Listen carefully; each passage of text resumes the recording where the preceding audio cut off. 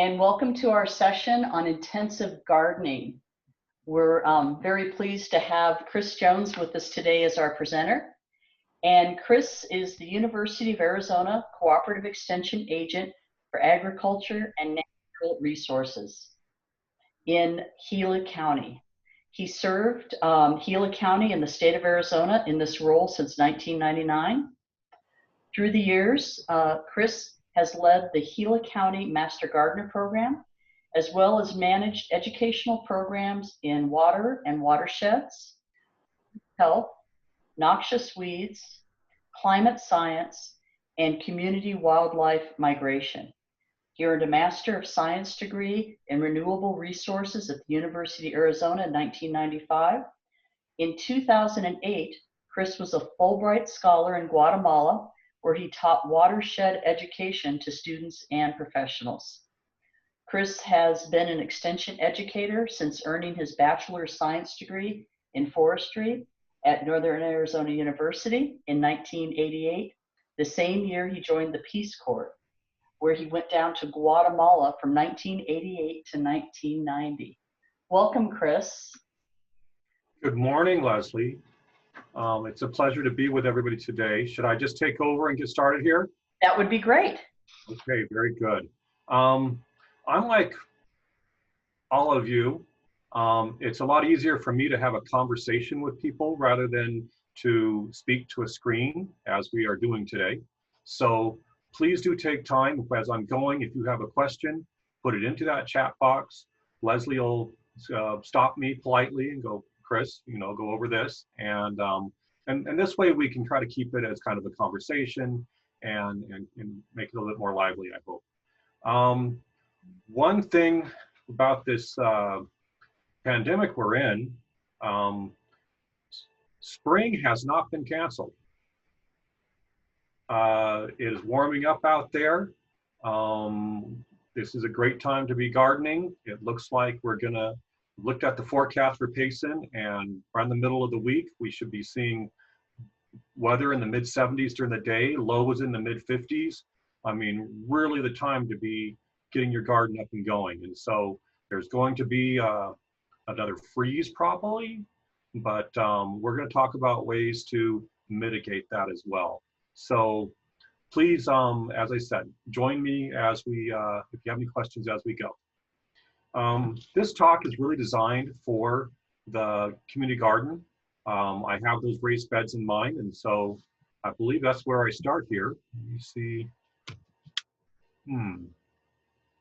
Hold up a second. I'm hitting my advance button is not moving, so got something going on here. Okay, so let's talk a little bit about, close that, there we go.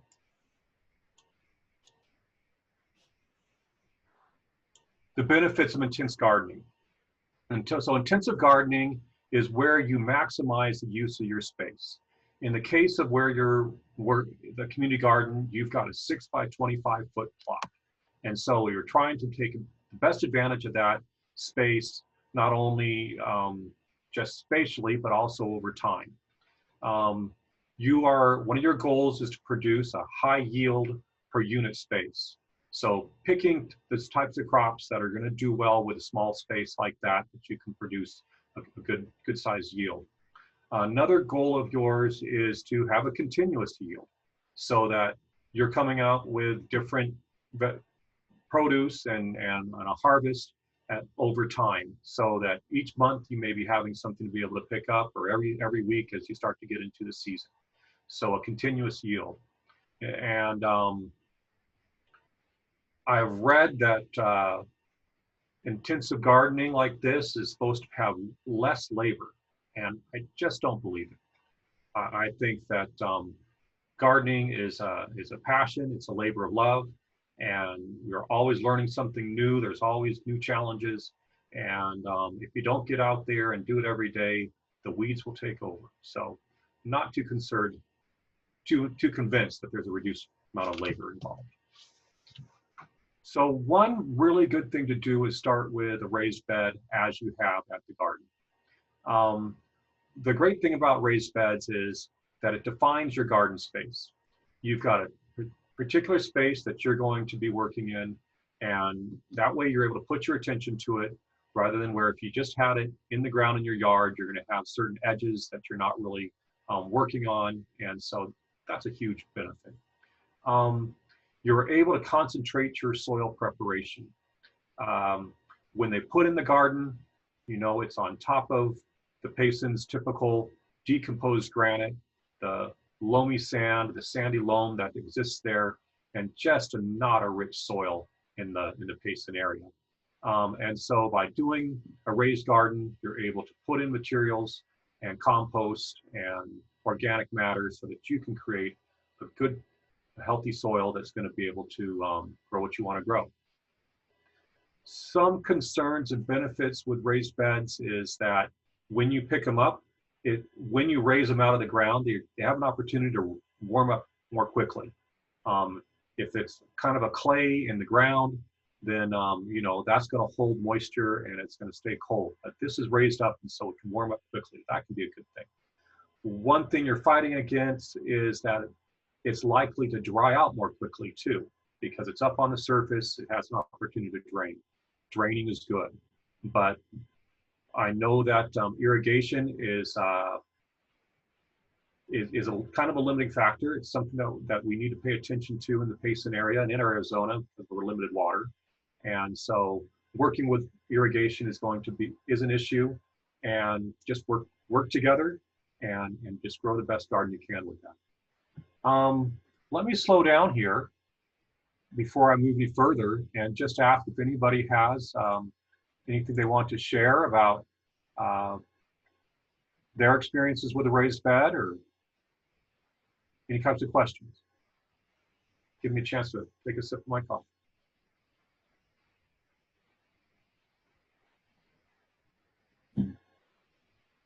Okay. Moving along.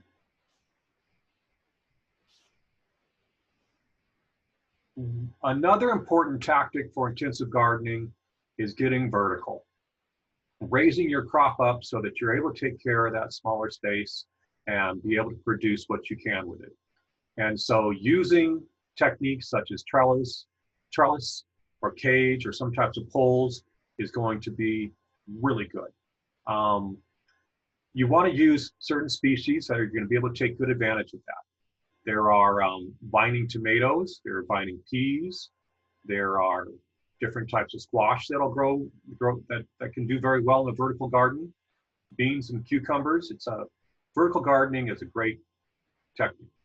Some of the concerns or benefits that we have with that is it does create a bit of a drier environment. And that's got two things going on. One great thing about that dry environment is it reduces the opportunity for diseases and even some insects to be able to thrive. If you've got squash leaves and other types of things covering the ground, it's holding moisture, it's creating a great place for certain diseases and insects to be able to do well. When you lift that up off the ground so that it's drier, you know, you just take away that conducive environment for disease to be able to grow. The other thing a vertical garden will do is it puts those leaves out there where they can really evapotranspirate. They can transpire very effectively. So again, they'll be better at drying out. And so you got to pay attention to irrigation again when you're doing raised gardens, vertical gardening. The other thing that a vertical garden will do is create a certain amount of shade. And I understand that at the garden, there's a certain height limit that you can go to, because then you cast shade onto your neighbor's garden. So this is kind of double-edged, but you can use that shade to your advantage. We know that as summer comes along, that afternoon sun is going to put a lot of pressure on our gardens.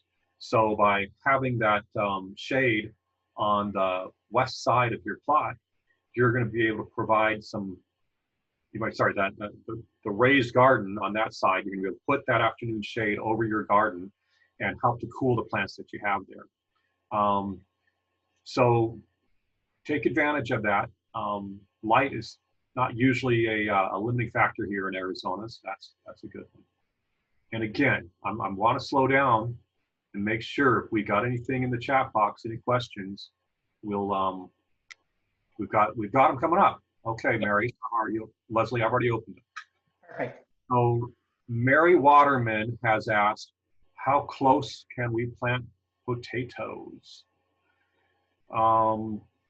And gosh, I am not absolutely sure about that. I would figure you want to put potatoes every 8 to 12 inches, allow some opportunity for them to grow and have space to grow out. Some of the concerns with something and vining like that is how much space it takes in your garden. So you have a limited space. If that's what you want to do is grow those potatoes, that's what that space is going to be used for. And so I'm going to give you some resources on that.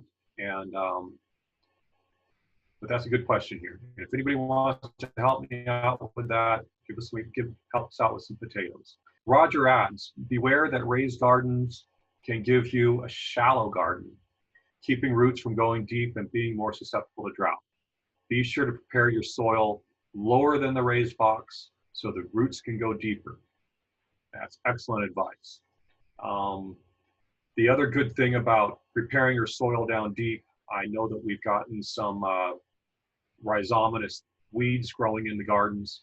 There's some patches that have picked up Bermuda grass and field bindweed. So going down deep like that, you're going to be able to get some of those rhizomes and be able to cut back on them as well. So yeah, that when I've heard it, one good advice that I've heard is to do what they call a double dig, and they'll go down one shovel down, turn that over, and then go another shovel down so that you dig twice as deep. And I think this is a great opportunity to do that. Might be a good winter project, but now that the garden's been there quite a while and it's had enough time for that organic material and the work that you've been doing to interact with the soil that's underneath there, although it's a sandy loam and much, kind of a well-drained soil, it can be a great opportunity to work it down. So Roger, thanks for bringing that up. Can you go vertical with sweet potato vines to make the ground space for additional plants? And what would be good to interplant with sweet potatoes? I'd say try going vertical. Yeah, no, that sounds really good. And we're going to need to get some advice in here about what to put in with your sweet potatoes. Imagine potatoes take a good amount of energy from the soil. I'm going to think that things that are kind of smaller, onions would be good choices. And that, okay, so that's my answer there, Jen. And April, what does preparing your soil down deep? Okay, so what I just said, well, so if you're digging with the soil, it's like going down 2 shovel lengths. So that's what that means. Thanks for these questions. We'll come back to them. All right. Next slide here. We're going to talk about, we just brought up spacing. So when we talk about spacing, the recommended space is from the center or the stalk of the plant. So where that plant comes to the ground is the space that we're talking about. And for intensive gardening, and I know the rules have been a little, this can be refined for the project that you have at the Payson Community Garden. The advice has been recommending spacing for 2 crops and divided the sum by 2. So let me see here, what happens if I stop sharing for a moment. Can you get me up here, Leslie? I've got you as the main screen.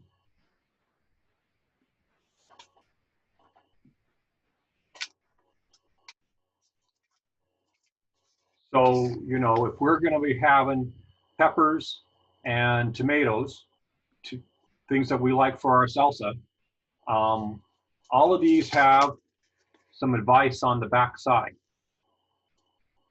Okay, so you can see me on the main screen. Great. I'm seeing you, Leslie, so it's just kind of funny. So I'm not seeing myself big. And when you look at that, this is some good, this information you're going to follow. One concern about the basin area is what is our frost hardiness. USDA frost hardiness is considered to be 8A.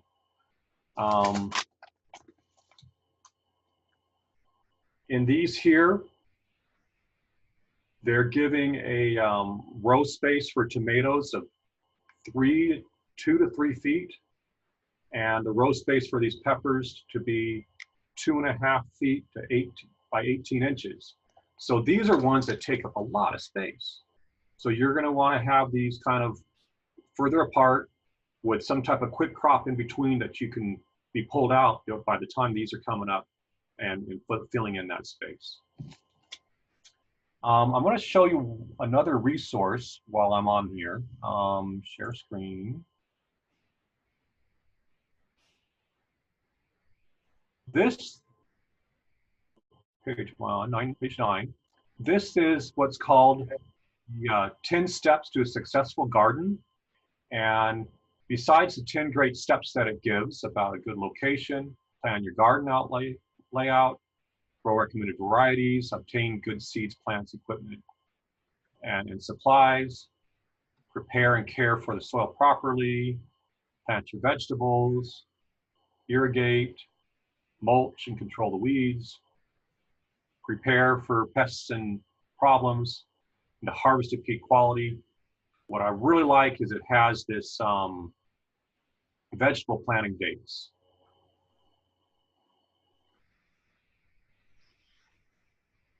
And so here we are with recommended elevations that we're at. So let me see if I can get that. One moment here.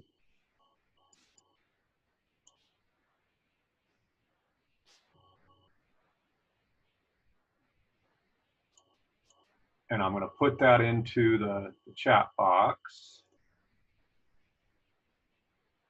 Things are, I'm trying to change my screen up here. There's chat.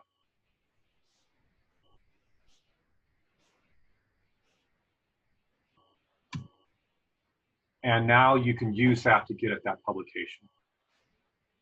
Okay, so just a little side step. Hopefully that's okay. And we'll get back to the presentation here.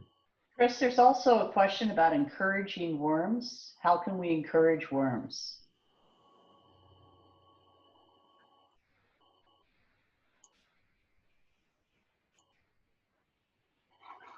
Okay, so you encourage worms by feeding them. You know, you create a soil that's got some good, that's got what they need. They got organic matter, they got food that they're able to grow in. Worms do not like when soils dry out. They have to go somewhere else. You need to maintain an even moisture. And I think that just by keeping that moisture and temperature and a rich soil in place, the worms are going to be there. Many of you may have met my friend and master gardener down here, Fred Jimenez. He's kind of not giving that presentation down anymore, but he was showing people how to build worm hotels, and just a strategy that you're able to create vermiculture, particularly the red wigglers, using the waste from your kitchen and shredded paper. And then you've got the vermicast that they create, as well as being able to put those worms into the garden as those bins start to get full. Okay, let's talk about another technique that you'll be using in an intensive garden called succession planting. And so it's growing things over time, making sure you've got something coming in as you grow. So you're all active in the garden right now, getting in a spring garden, if you haven't got some of your cool season spring plants already started, prepping so that you're ready to put in your summer crop and the ones that like the warm season. And then you also have an opportunity to get some of those spring crops back in for the fall. Well, the cool season ones for the fall. And as you're going, you know, those plants are going to be going to their days to harvest. Like this tomato here, it's an early girl. It has 52 days to harvest. So it can be ready fairly early. And so when it's done, you're able to take it out. It may still be alive. It may still have some tomatoes on it, but it's really done its thing. And you can get another plant in there, you know, some broccoli or cauliflower for that fall. Another technique in succession planting is something we call relay. And this is where you'll be putting out certain crops over time. So a good example of that is your lettuce or spinach or radish that you know that you'll be planting them 1 week and then plant another section with the same crop the next week, another and the same crop in another space the following week. And so you're going to have this delayed time in their days to maturity. And so as that one crop is becoming available, the next crop's going to be available a week or two later. The next crop's going to be available a week or two later. And just being able to, you know, extend that continuous yield. So again, you're going to be paying attention to what it says about days to harvest. You know, this one again, another 52 days, another 2-month one. Some are like 90 days, you know, like your, yeah, the pepper here's got a 75-day to harvest. So some have longer harvest times. When you are doing succession planting, one important thing is that you'll be wanting to keep that soil rich as it moves along. So you may be adding some compost or doing some fertilizing as you're opening those spaces, just adding a little bit as you go. I understand there's some new advice on that for the garden this year. And so whatever Anita and Glenn have come up with, follow that. I think that you're going to continue to need nitrogen throughout the summer. All right. Let's look at the questions here. We're okay? Yeah. So let me just look back. Oh, wow, jumped it right in there quick. I've noticed here that the days to harvest is longer than what the packets say. I am just not feeding enough, or it's a Payson thing. I think it's probably a Payson thing. We've got these cool springs, and so as we get those cool nights, it's just going to take a while for plants to get started, and I think that's part of the holdup on it. So keep your journal, see what it does, and adjust as you should. April, you mentioned Payson specifically as 8A. That is correct. And looks like we're doing good. Okay.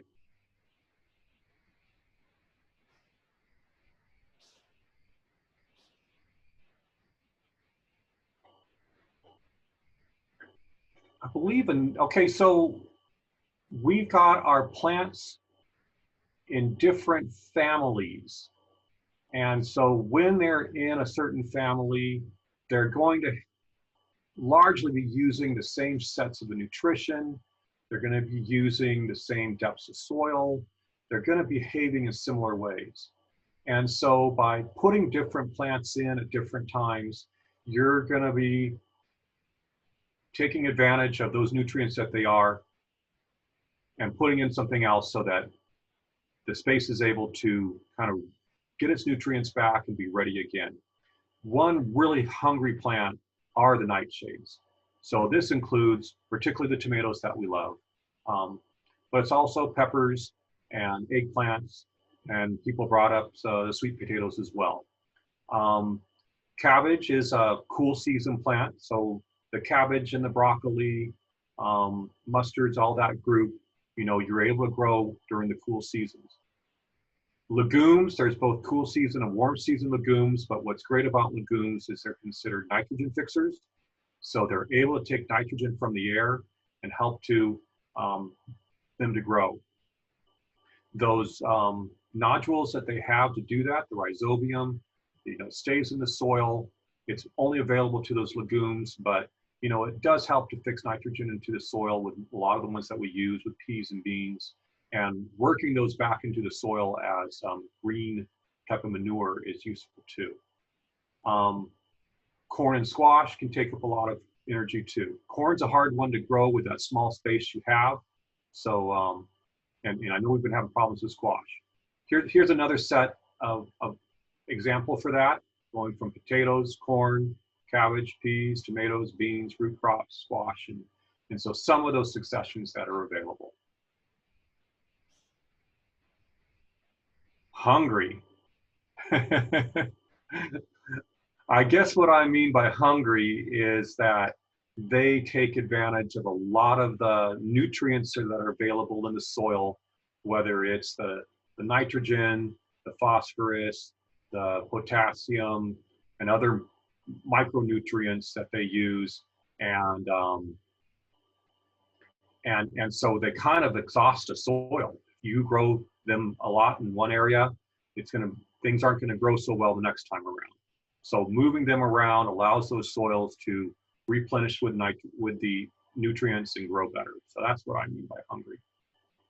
Roger just added that the height limit is 5 feet above the natural ground level. So there's your limit on the height of your trellis. Okay, so moving along here. And like I said, Anita, I believe you had some advice on a different succession that we're looking at for the garden. So if you want to enter that into the Zoom chat, we'll put that on there. Is our soil here generally low on phosphorus? In your native soil at home, yes. The way that the community garden has been taking care of the soil over the past few years, and the soil tests we've gotten recently, it's not really low in phosphorus. One good thing about phosphorus is it is consumed by the plants and available to the plants until it gets used up. Nitrogen, on the other hand, is so closely related with the air that plants use nitrogen in a large amount, and it gets bound with just the air, because nitrogen is 90%. I mean, air is 80% nitrogen. So we typically nitrogen's our biggest limiting factor, and once we get phosphorus in our soils built up by using bone meal or other types of treatments for phosphorus, it can last quite a while. Is zucchini a late spring crop that matures in June? If you're lucky. I'm going to say zucchini much later in the season. Zucchini is going to like the warm soil. It can come on pretty quick, and if you're having kind of a slow fall that doesn't get cold real fast, you can be getting zucchini, into the mid-fall until you finally get a freeze. So I'm not going to suggest zucchini too early in the spring unless you've got a good way to keep it warm. So, I'm going to be talking a little bit about row covers in a little bit, and that's some advice there. Anita just came back and said she's going to make that handout available next week, and it'll be on the website. A good spring crop to plant ahead of winter squash. What are you guys using? Who's doing this? Provide some of the things that you're having the most success with. Leslie, you got something to add to that answer?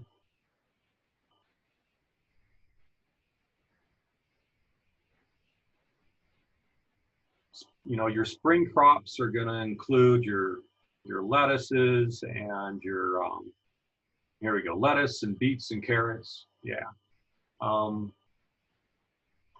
So a lot of your leafy greens are going to be really good in that space. This is great. Thanks so much for asking all these questions. You can tell that I don't have the answers to all of them, but you get them asked and we help each other, we get them.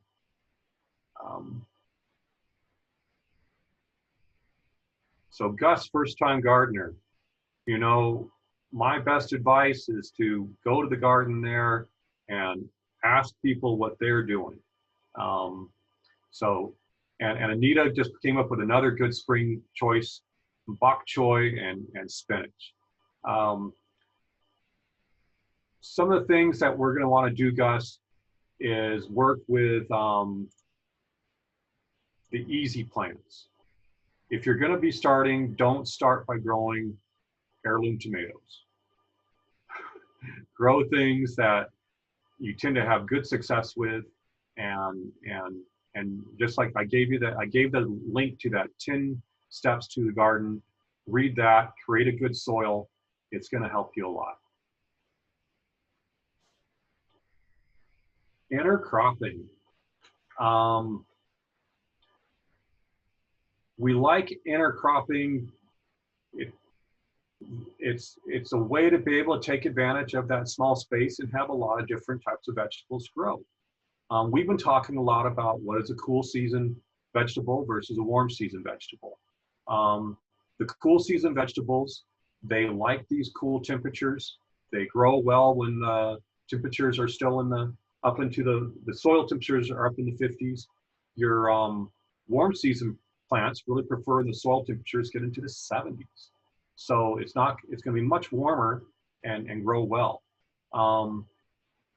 The other thing I've been talking about is days to harvest. And if your experience is it's not as the same as it says on that packet, do keep that knowledge. Share it with the garden.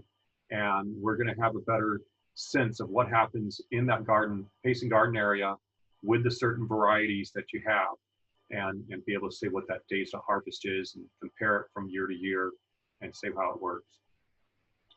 Another interesting thing about intercropping is considering the root zone. You know, some plants don't take up a large footprint. If you're growing, you know, scallions and green onions, even larger onions, those types of roots like carrots, and I guess carrots can go a little bit deeper, but they don't spread out. Radish, lettuce, they use kind of a narrow root zone. They may not get very deep when we talk about radishes and lettuce. But consider your tomato plant or a larger plant like a broccoli. They're going to take advantage of a much larger root zone.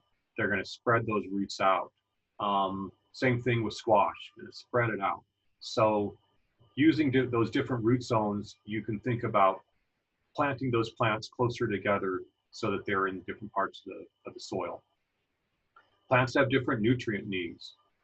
This is what I was talking about. The tomato has a broad nutrient need, uses lots of nitrogen, whereas some of our smaller plants, our garlic, the scallions and so on, you know, they're not going to be as hungry for nutrients, going to be able to use a smaller space.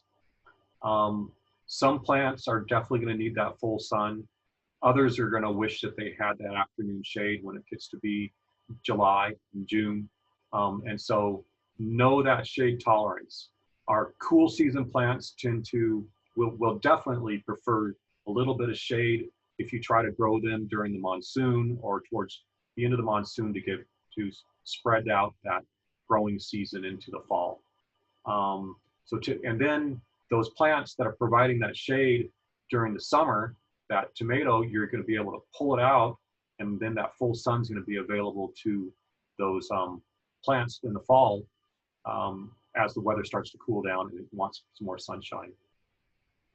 The other thing that mixed plant species and intercropping is supposed to do is deter pests. And so if you aren't putting them too close together, it'll help keep them down. Earlier this week, I had a speaker on IPM for my gardening class, and I believe he talked about how he was planting white radish around his squash plants And so white radish is one, you know, it's going to cook, going to grow, it's going to slow down and come out. And then he was putting beans, like a bush bean, between the squash. And he would repeat that so that he had the squash, the radishes around it, the beans, the squash, the radish around it, the beans. And he's had some great success keeping his squash. I asked him about his squash buttons, and he said he's been having great success with that. He's also lifting his squash up off the ground. He's not allowing those leaves to create that nice that environment that those nymphs really enjoy. So as those leaves get a little bit older, chop them off, put those your squash on a trellis, and that can help. Okay, so that's intercropping. We'll come up here, see how our chat's doing. We got thanks. I like thanks. Very good. All right, more on intercropping. Some things that people talk about is putting radishes with carrots, which makes great sense because you're going to be harvesting your radishes very quickly in 5-6 weeks perhaps, and then your carrots are going to need a little more time. So when you take out your radishes, your carrots are going to be able to use that space. Having a cool season green and then putting in that summer crop so that you've got that space. It's going to keep it cool. You're going to be harvesting those before that summer crop gets to size and taking up that space. They talk about onions and lettuce and carrots working well in the same space, and beans with a summer crop so that you've got some type of bush bean that's going to be helping to provide a nitrogen fixing. And I would say that same technique that I mentioned about putting squash between the beans, I think your tomatoes between the beans would be a good idea too. In the winter, you can do the same thing by putting some peas with your cole crops, because broccoli and cauliflower, these are have a long time to harvest. So taking advantage of that will work too. And then I think earlier I mentioned about having the summer vertical garden as a nurse crop for the fall garden. So having that up there to create some shade, allow those monsoon and early spring plants to get early fall plants to get started with that shade. As that comes out, then it has the full sun. Chris, we got a couple questions. One is, how can flowers help to prevent pests? And marigold was the example that Roger put up. Right. Let me just jump. Roger, I believe I've got that coming up on my next slide. And so I'm gonna hit on that. And so Jen's asking for some radish tips. Hers never get very big. And then I leave them in too long and they just get woody. Yeah, there you go. I think part of that is gonna be getting those radishes in early enough. I believe a row cover is probably gonna help, just kind of keep them warm. A rich soil. And also a little bit of thinning in between so that the ones that are there have enough space to grow out. And the other thing is just where I am, we've still got a lot of that sandy clay and sandy loam in the soil. They're just kind of tight soils. And so it's hard for radishes and carrots to just kind of push that space out and grow. So if anybody else has something to add there for Jen, please put that in the chat box. Okay, so definitely grow herbs and flowers with your gardens. One thing in particular with the marigold and other plants, they have these strong scents, and they tend to be a scent that various pests aren't going to be attracted to. So they come in, they sense that marigold. In Spanish we call it flor de muerte, the death flower. It just has this really strong scent, and so it can be a good deterrent. These provide some others here the ones that they call bee plant, the dill and the parsley, and the cilantro, these have a certain shape in the way that flower is that really helps to encourage the predatory bees and different types of solitary bees and flies that are actually predators. Same thing with basil and mint. Again, strong scents, different types of smells that plant insects don't like. Just learned that sunflowers, particularly the large sunflower that we like to eat, are apparently a great attractant for parasitic wasps. And so parasitic wasps are the ones that come to your aphids and even squash bugs and lay their eggs into their nymph bodies, and then they're able to use the body to grow their wasps. The thing with parasitic wasps is they are really tiny. They may be bigger than whiteflies, but they're still going to be small enough that we're really not noticing them. So with that advice, this summer, grow lots of sunflowers, even though they get taller than 5 feet, and see if bringing in some of those parasitic wasps, creating a habitat for them, can make a difference on some of the pests that you're having. Some other things that they talk about, one thing about radish, that it grows fast. It can be a good trap crop. So, when you leave some of your winter crops out, it's going to get full of aphids. And so it's not necessarily a terrible thing as long as you get in there, you see, okay, that plant is full of aphids. I'm just going to pull it out and put it in the trash and get rid of those aphids with it. So rather than having that right in the middle of your garden, have it someplace off to the side where they're going to be attracted there. Their population is going to grow up somewhere else. But depending on the weather, those aphids, they do become adults. They do have wings. They get blown in the wind and they show up. So keep an eye out for them. Some things that I've read and people say is that chives help to repel aphids. Basil helps to repel hornworms. Mint helps to repel cabbage moth. Tansy helps to repel ants. And nasturtium helps to repel the squash bug. Now, we've been mentioning this for a while. I imagine people have grown nasturtium, and the squash bug came anyway. But anybody who's had some good experience with companion planting in the Payson area, and with the garden right there, please go ahead and share it. I think it's all worth repeating. Where success begets success. It's the saying I've heard. So yes.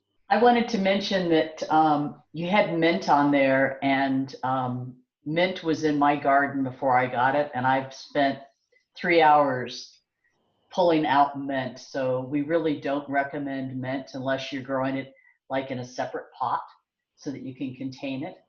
And then Jen also has a question. Is it too late to plant basil from seed? It's too early to plant basil from seed. Basil loves warm weather. So you're actually going to be, I think I pulled up that, it doesn't have basil. Yeah, there it is. This is suggesting basil at your elevation after May 10 and up to June 1. So actually waiting even until June 1 is not a bad idea with basil. It just really likes warm soil. Is that, Leslie, that's your experience too? Oh, it definitely is. And yeah, the later you plant it, almost the better. And basil loves tomatoes too, I found. I've always put basil around my tomato plants, and it grows really well around the tomato plants. And caprese salads are. Yeah. And then yeah. April has a question. Are there some flowers not allowed or discouraged to plant at the community garden? And I know mint is one of them because it's invasive. Does anybody, I don't know, I know Roger and Anita are online. If you can tell us any that are discouraged or not allowed, that would be great. I think they may say, but the main concerns is just as Leslie said. Is it something that's a perennial rhizomatous plant? And so when they're able to put their rhizomes in the ground and they come up each year, those are so hard to control.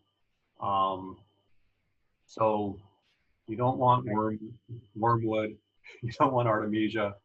You probably got the silverleaf nightshade on the corners anyway. But when some of these come in, like the Bermuda grass and the field bindweed, you just end up having to live with them because they're just so hard to get under control. Yeah, morning glory, definitely. And Rogers says sunflowers okay over 5 feet. They're not too dense. Yeah, the sunflowers are great. Birds love them. You love them. Yeah, and if those parasitic wasps are able to have some effect on your pets, that's definitely a good thing. When they talk about the popular Three Sisters planting, where you have corn and squash and beans together, sunflower is a great alternative for corn if you can't have enough corn in one place to be able to grow together. Anita says hollyhocks and Mexican sunflower. So I think she's talking about ones that really seed freely, and you'll get so much seed in the ground that they'll just come back. So that may also be a concern.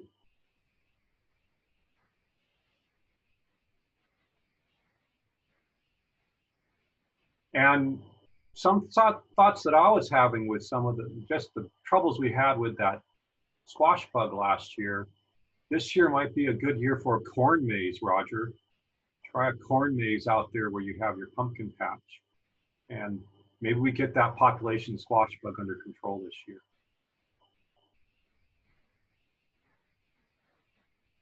That's what I have for a presentation, guys.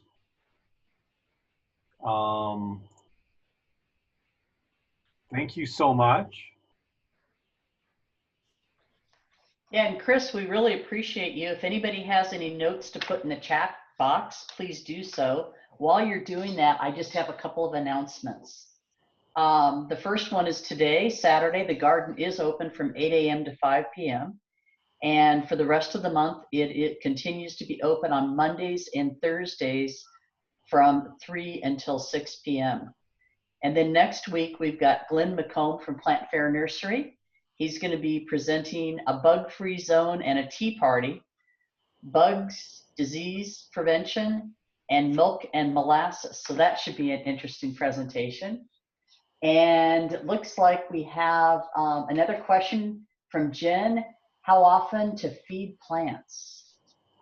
And I'm going to save that till next week for Glenn to share that. I know that's exactly what he's going to be talking about. But in general, I mean, I think the community garden's a little bit different, but you're going to want to be working in compost and organic matter in the spring, get that soil worked up so that it's got some richness to it. And then if you're doing intensive gardening and you're taking plants out, put a couple more scoops in as you put in your next crop. Just, you pull it out, work in a little more compost in that space, and then put in your next plant. Perfect. And I had one other announcement that I forgot, and it had to do with water. Starting today, the purple lines will be available. So you'll be able to hook up hoses to the purple lines and get a little bit easier access to water today. So I just wanted to make that announcement. And we so appreciate you. And it's just great having you here, Chris. And we thank you so much for all the assistance and advice that you give, not only to us during these presentations, but also to the people that manage the garden on how we can best manage it. So thank you so much. You're very welcome. And I really appreciate all you gardeners. We are in a very difficult time in the world with the pandemic, and I'm glad our governor decided that community gardens should be essential. I think they are, and everything that you're doing to follow those social distancing guidelines, just for your own health. I mean, we don't want to lose anybody. Um, it's going to show how this can work and how we can come out. And so we're very brave, and wear your masks and be careful. Super.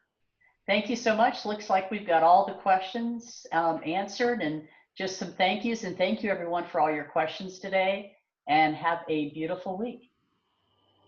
Thanks everybody. Bye-bye.